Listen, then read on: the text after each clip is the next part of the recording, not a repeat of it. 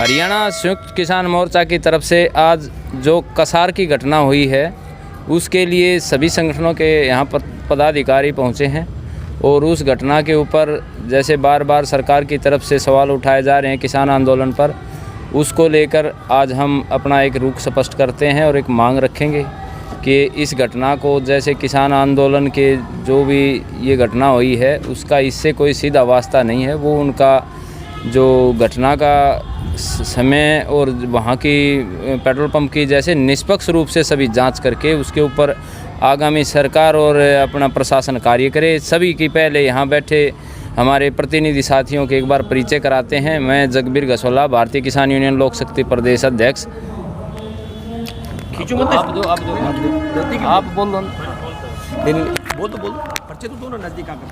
प्रदीप धनखड़, अखिल हरियाणा न्यूनतम संघर्ष समिति प्रदेश अध्यक्ष।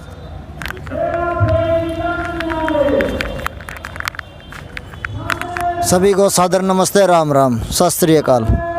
मैं कुलदीप ढांडा जय जयवंती, सोशल वर्कर, किसान सैनिक टिकरी बॉर्डर, यहाँ पिछले 7 महीने से अपने संघर्ष की लड़ाई, अपने वजूद की लड़ाई लड़ रहा हूँ।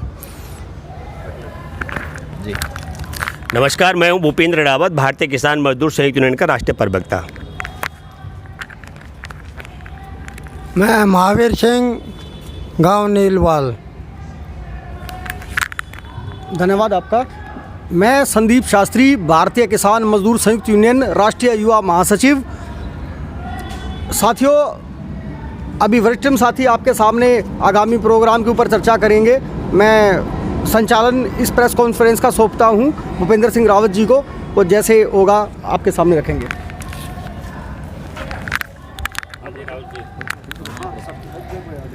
दोस्तों, आप सब लोगों को मालूम होगा कि यहाँ पर एक दुख की बात है कि लगभग 40 वर्षीय मुकेश ब्राह्मण परिवार में जो ड्राइवरी करता था उसने आत्महत्या की।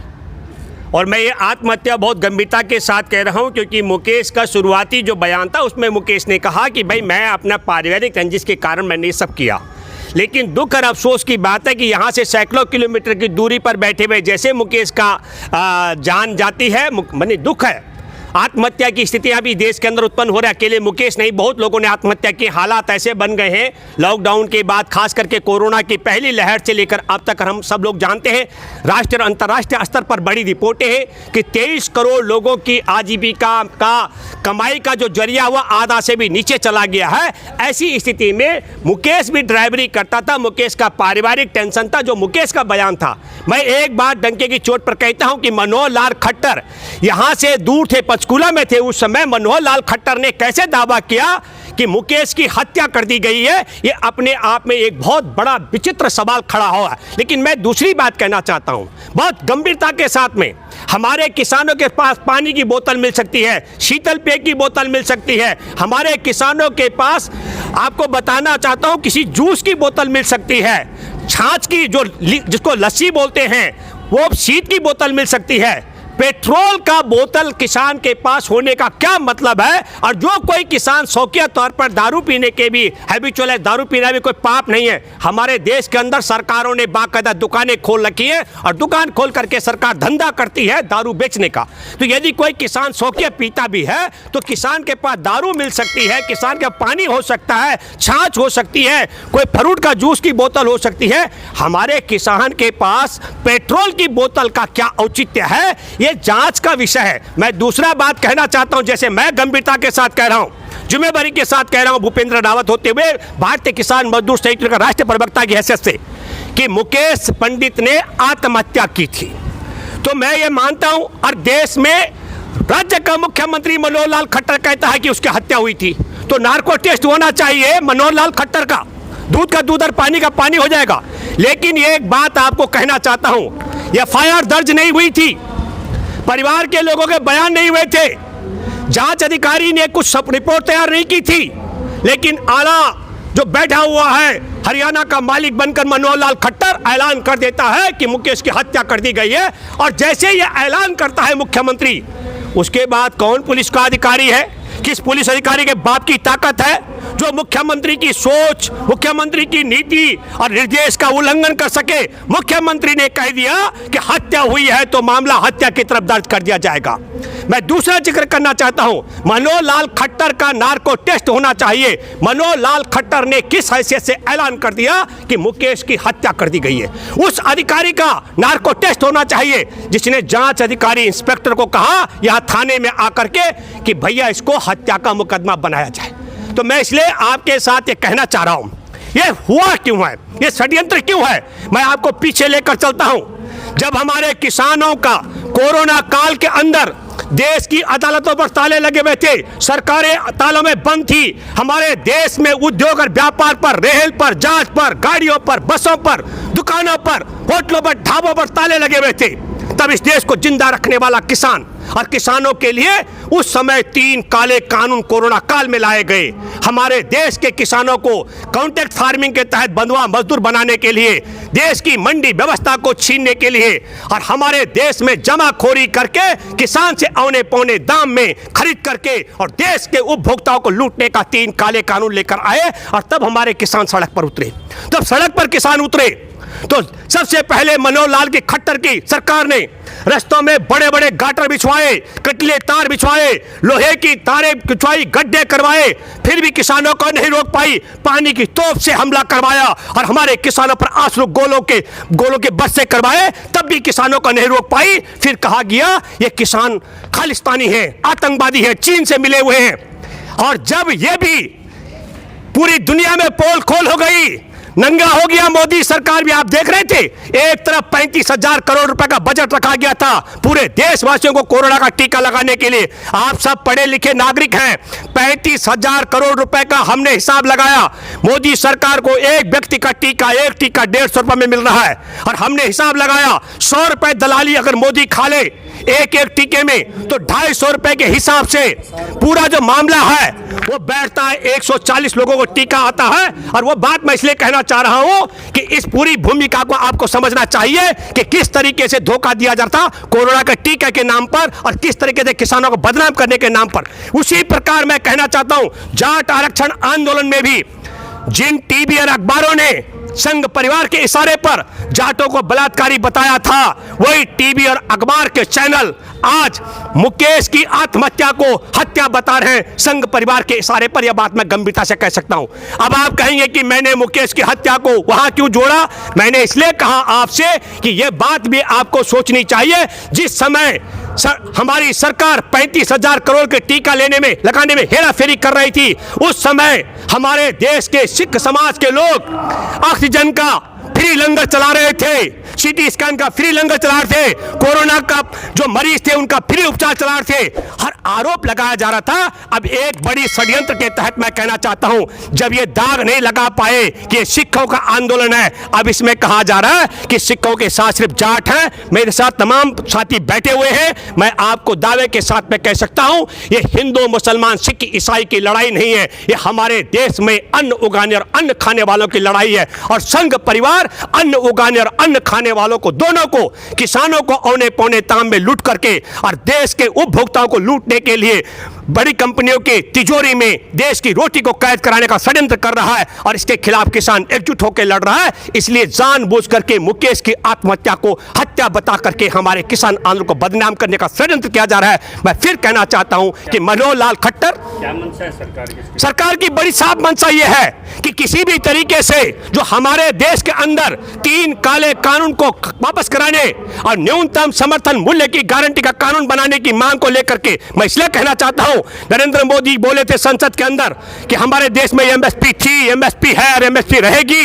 लेकिन हमारा सवाल है कि देश में एमएसपी कब मिलेगी? बाजरा बिका इस साल समर्थन मूल्य से 1100 रुपए क्विंटल प्रति क्विंटल कम की दर पर, 800 रुपए तक गेहूं, बिहार का मैं जिक्र कर रहा हूं, न्यूनतम समर्थन मूल्य से 800 रुपए प्रति क्विंटल के हिसाब से गेहूं में भी किसानों को नुकसान हुआ।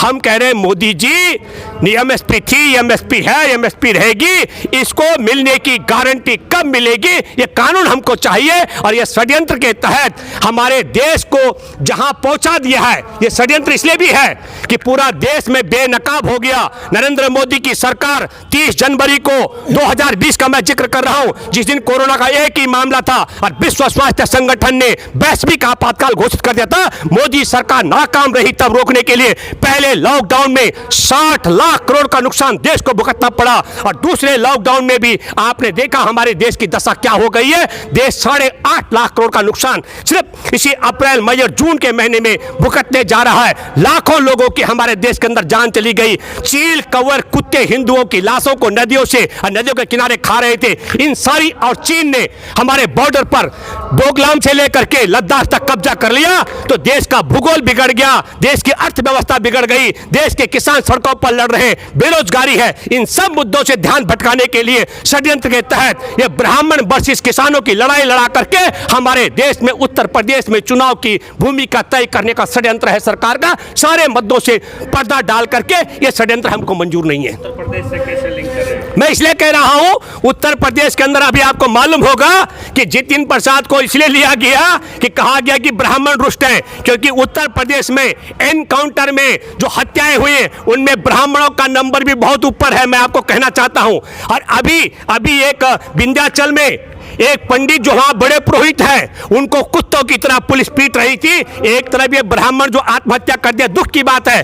खुशी है कि सरकार उसके परिवार को रोजी रोटी देने की बात कर रही है। और मैं कहता हूं नरेंद्र मोदी जी, रोजी रोटी उन सब लोगों को देनी चाहिए। 2005 का हमारा जो कानून है, जिसमें यह है कि अगर महामारी फैले तो एक एक परिवार को, पीड़ित को, जान गंवाने वाले को 4-4 लाख रुपए दिया जाना चाहिए। यह धारा 12 में है। तो मोदी जी, जो तुम्हारे पापों के कारण, तुम्हारी मूर्खता नादानी के कारण हमारे देश में 25 लाख से ज्यादा लोग कोरोना से मरे, ऐसे एक एक व्यक्ति को 2005 में बने कानून की धारा 12 के तहत 4-4 लाख रुपए का मुआवजा तो आपको देना चाहिए। ये आप जांच में भरोसा नहीं क्या जो हरियाणा पुलिस है? नहीं, हरियाणा की जो पुलिस है, मैं दावे के साथ में कहता हूं डॉक्टर साहब, वो मनोहर लाल खट्टर के उस आदेश जिसके तहत कहा गया है, क्या कहा गया कि हत्या का मामला है, आधा घंटे के अंदर वो इसके इतर नहीं जा सकते।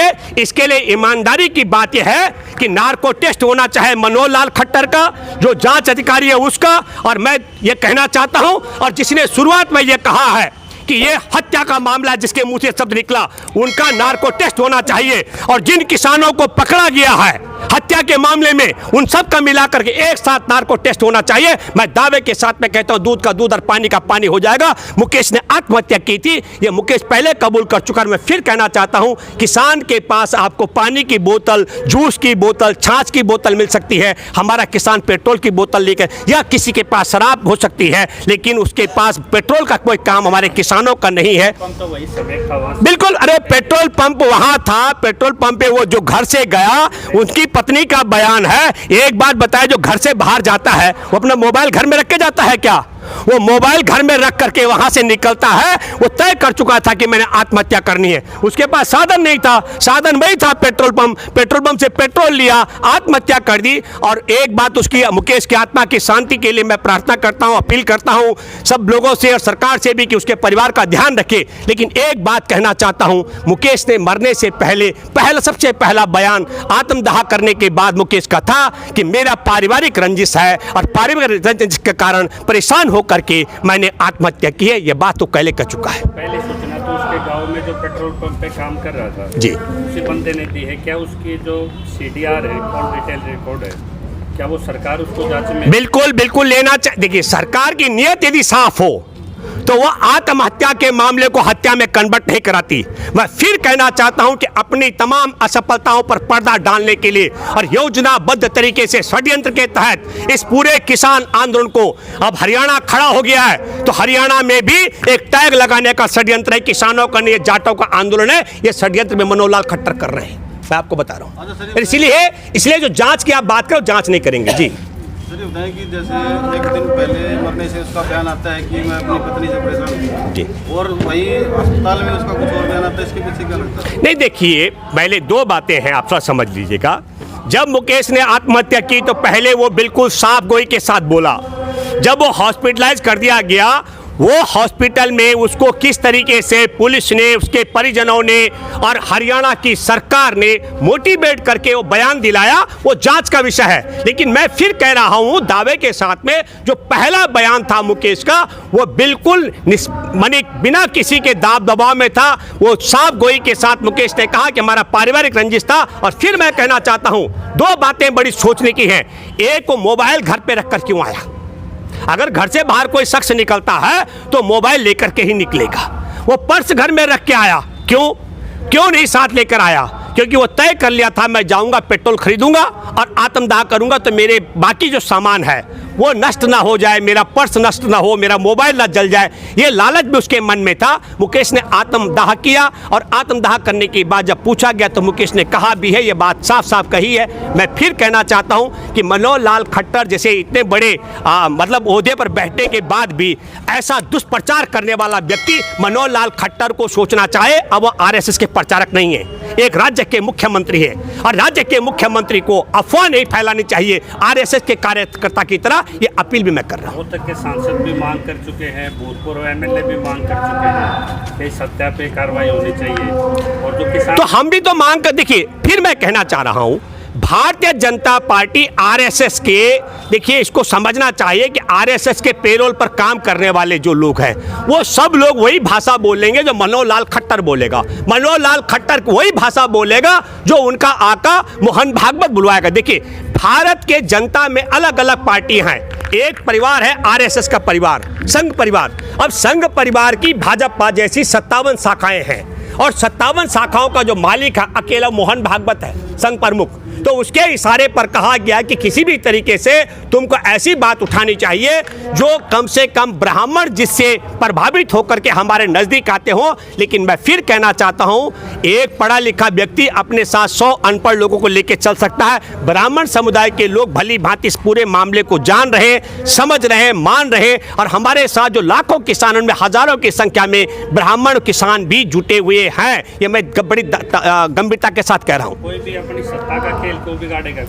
कोई सत्ता का खेल नहीं बिगड़ा, सत्ता का खेल बना रहा है, बिगड़ा हुआ खेल बना रहे हैं। हम फिर कहना चाह रहे हैं कि किसान आंदोलन को पहले बदनाम किया गया, ये सिखों का है, खालिस्तानियों का है और जब वो सारे दाग धुल गए, मैं फिर कह रहा हूं कि जो सरकार देश को लूट रही है, 35 रुपए 1 लीटर पेट्रोल में, 33 रुपए 1 लीटर डीजल में, वो सरकार कह रही है हम मुफ्त में टीका लगा रहे हैं और 1-1 लीटर के नाम पर 35-35 रुपए लूट रही है। और तब मैं दूसरी बात कह रहा हूं, जो सिख 1 रुपए का अनुदान नहीं ले रहे हैं, उन्होंने मुफ्त में सीटी स्कैन का, मुफ्त में भोजन के लंगर तो उनके चल ही रहे हैं और मुफ्त में ऑक्सीजन का लंगर और मुफ्त में आपने देखा होगा एक जगह उपचार का लंगर चलाया है।